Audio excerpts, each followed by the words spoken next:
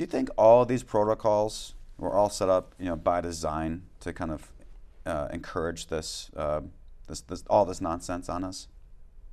Well, without having the absolute smoking gun, I can't say 100%, but I can't imagine how it could be any other way.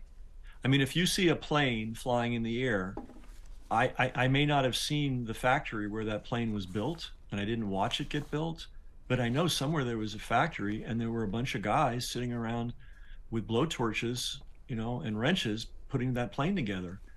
So that's my answer to that. If somebody said you have to give your opinion, one way or the other, clearly this was all premeditated. There's no other. What else could be done? Because not only were these protocols and these systems of intimidation and coercion put in place, um, but they also had a program in place to go after anybody that questioned it.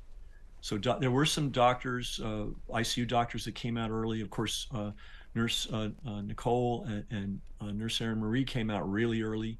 Uh, and those people were hunted down and they were fired. Some of them had their licenses challenged and taken away.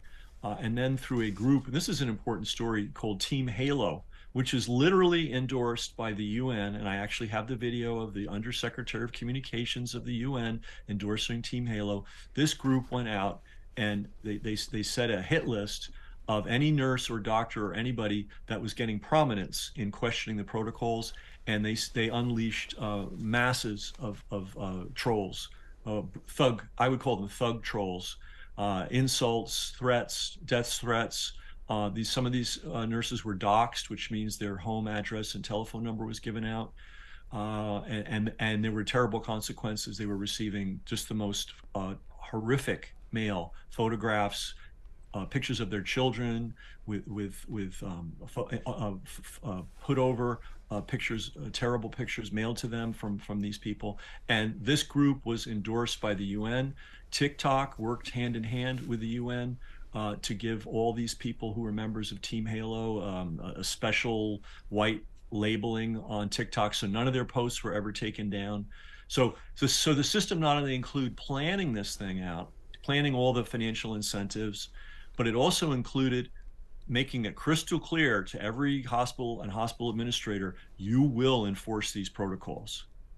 Somehow they all got the message that these protocols were going to be enforced even in the face of watching person after person after person die.